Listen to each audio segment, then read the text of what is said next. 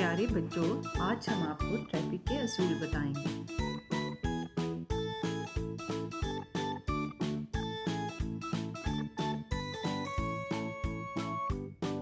लाल बत्ती का मतलब है रुकने का इशारा। पीली बत्ती का मतलब है चलने को तैयार। और हरी बत्ती हमें चलने का इशारा देती है।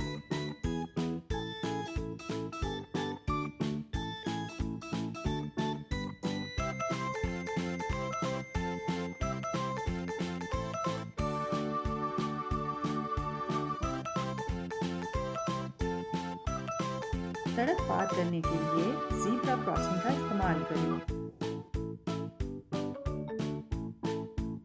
ओ मेरे बच्चे, सड़क पर खेलना कितना खतरनाक है।